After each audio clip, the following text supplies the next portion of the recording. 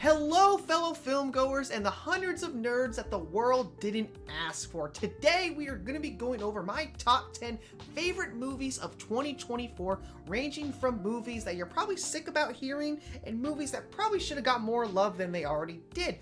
But without further ado, let's just get right into it. At number 10, I have Strange Darling, one of the best and weirdest cat and mouse chase movies you'll find out there. It is super bloody, horny, aggressive, angry, and it's so much fun.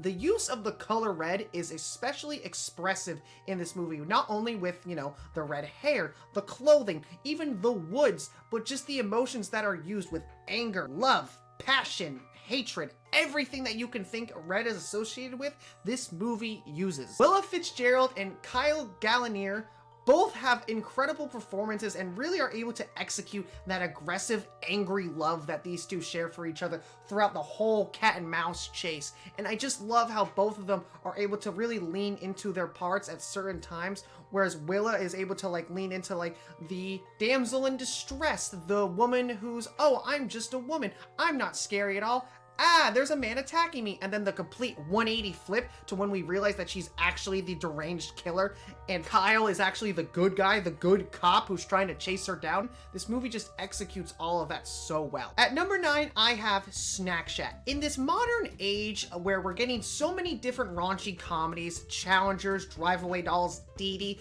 this one really stands out to me because, well, it just actually gets teenage dialogue better than most of these films. But a lot of these raunchy comedies cannot seem to land what teenagers actually sound and talk like, mostly because they're written by these 30, 40-year-old men who think they're hip and new, but in reality, they're not. AJ and Moose are a dynamic that I never thought I needed, but I absolutely love, with Moose being the wisecracking, lovable, money go-getter kind of kid, and then AJ being the smart, numbers kind of guy, but he's super shy and stuff. And these two actors really do play it as if they've known each other their entire lives. Mika Abdallah, the main actress in the film, probably has my favorite line deliveries out of any character in the movie. Such a simple plot. It's based entirely around this snack shack where these two boys try to grow their business together, but of course they just get tied away by this one girl, and it just kind of goes through that awesome coming of age story that we all know and love. At number 8, I have Nosferatu. I'm so sorry. Nosferatu finally, I feel is that stake in the heart that we've been kind of just stuck in this same rut of what vampires are supposed to look like for the last 20 years. Ever since the Twilight Saga came out and completely changed how everyone felt about vampires, going from, ooh, vampires are super scary, to vampires, ooh, I want you to suck my blood. Now, while I don't think Nosferatu is that scary, especially with that mustache, it took me such a long time for me to get used to it in the movie. But the thing that really drove me to being scared of Nosferatu was everybody else's performances towards him when they were in a scene together, especially Nicholas Holt's performance. Anytime they're in a scene together, the facial expressions he makes is truly bedwetting fear that I've never seen an actor do in a really long time, and he absolutely deserves an Oscar nomination for Best Supporting because he had a phenomenal performance. I want so many more movies to be set in Gothic time. I did not realize how much I loved dark, gritty, castle-like settings. There's just something so creepy, mysterious, but also cool about it. It's like the same feeling you get when you look at Batman. You're like, ooh, he's kind of a weirdo, creepy, stalks at night, but man, when he just stands there, it's like, justice. You're just like, you're so cool. At number 7, I have Deadpool and Wolverine. Yes, I know everyone hasn't shut up about this movie all year, but it's because of a very specific reason. This is a fan-made film. This is a film that everybody's wanted ever since 2016 came out and Deadpool released, and everyone's like, oh my god, we need Hugh Jackman and Ryan Reynolds in a movie together. And this is exactly what we wanted. Just these two bros broing it out for 2.5 hours or however long it is, and just having a good time while doing it. And they're not even the only good parts about the movie.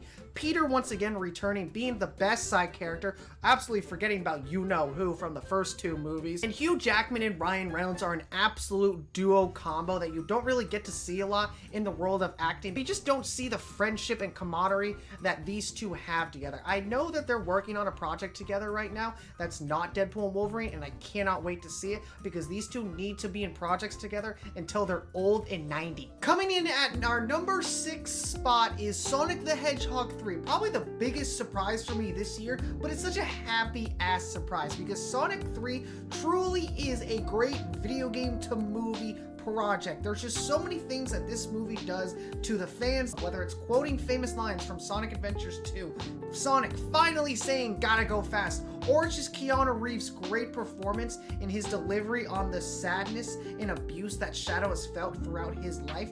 All of these things are great, accurate things from the video games that we all know and love. You have to give a special shout out to all the voice actors in this movie. Ben Schwartz, Idris Elba, Keanu Reeves, Catherine O'Shannessy. All four of these people really put 100% effort into mastering the craft that is each and every one of those characters. Whether it's Sonic's goofy but lovable nature and his heartfeltness that he carries with him, or it's Tails' fun-loving, smart side that Catherine's mastered from her years of voicing Tails outside of this franchise. And then you also have Idris Elba over here wearing knuckle gloves while doing the voice acting so he can really feel that power when he's screaming and in fights. Jim Carrey, craziest Oscar bait I have ever seen. His ability to play Dr. Eggman and Dr. Robotnik was something unmatched to anything Jim Carrey has done in the past. He still brought his awesome, goofy, but flexible physical comedy that we all know and love. But not only that, his ability to mirror himself while playing two different characters and having fun with that at the same time is nuts. Coming into the second half of my top 10 list, at number 5, I have the Japanese animated film Look Back. Look, there is nothing more special to an artist than finding that passion at a very young age. Just being able to grow up knowing you want to do this for the rest of your life is something most artists have experienced and understand. And on top of that, when you add another person into the mix and you both share that same passion, no matter how different the two of you are, you still both love the same thing, and that just creates an unbreakable bond that this movie absolutely masters in a tight 90 minutes, which is something that most movies can't do in 2 or 3 hours. Another thing this movie absolutely masters, which is a very depressing side of the world of art, is not everybody gets to accomplish their dreams and goals. Everybody has different views, paths that they want to take in life, and no matter if you accomplish your dreams or not, just being able to do what you love every single day is something all artists dream about every single day, and Look Back just absolutely captures that. At number 4, I have The Wild Robot, the best animated movie of the year by a landslide. This is probably one of the best modern day Mother's Day movies they could have ever created. Not because it's set on Mother's Day, but because it captures what the struggle and heartbreak is to be a young mother and to, put everything on the line just so you can take care of your child and protect them from the harsh world. And it captures it so beautifully in such gorgeous animation, like top notch. DreamWorks is killing it right now in their animation department, absolutely destroying anything Disney's got to offer right now. At number 3, I have the funniest rom-com of the year, Anora. Listen, this movie captures what it's like to be young, in love, dumb, and in the case of Mark, having a shitload of money because of your rich-ass parents. And this movie just goes through the journey of Annie and Mark's relationship and how it starts off as this lovey-dovey fun fest of just fucking for hours, and then it dives back into, oh wait, you don't actually want to commit to me, you just wanted to have some fun time for about a week straight, and then you just realize, oh wait, that's love.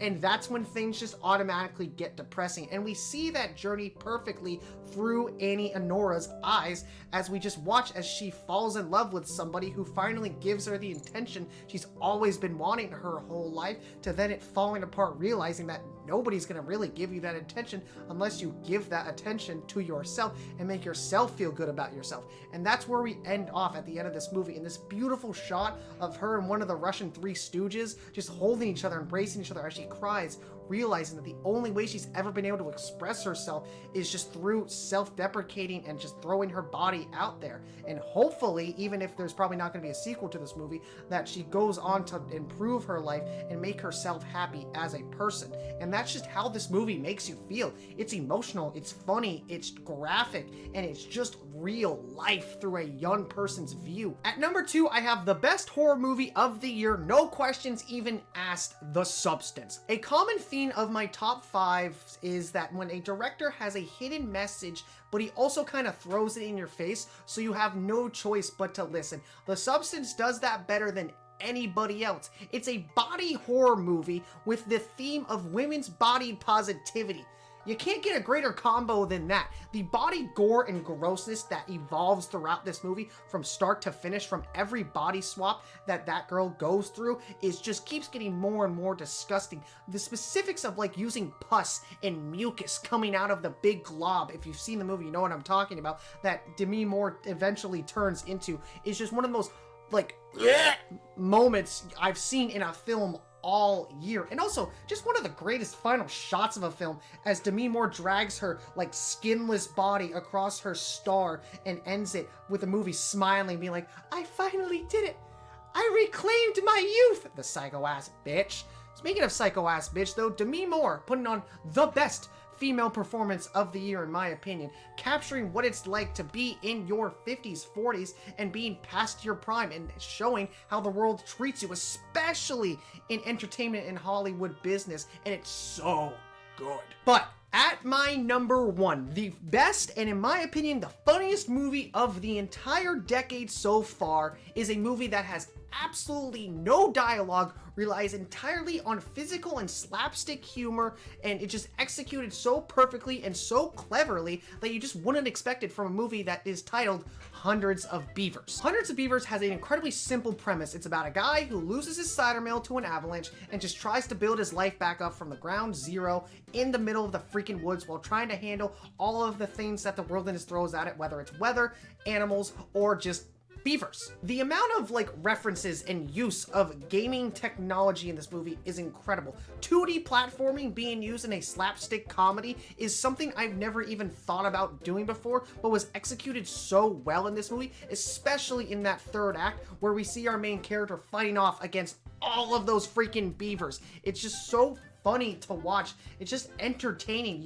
It just makes you forget. And that's what I love so much about cinema. And the physical comedy in it is just so over the top. It's exactly what you would want in a movie like this. And Hundreds of Beaver is just that freaking funny. So those are my top 10 movies of 2024. And if you are still here watching this by the end, thank you. I really appreciate you. I would give you a cookie if I can give you a cookie through the camera, but I unfortunately can't. So what I am gonna say is this. Hopefully I make more longer form videos coming in 2025. I'm not sure yet. Depends on how my year goes. But what I do know is I'm still going to keep creating short form content for all of my fans and all of you to enjoy on a day-to-day basis. So I will catch you on the flip side. Peace!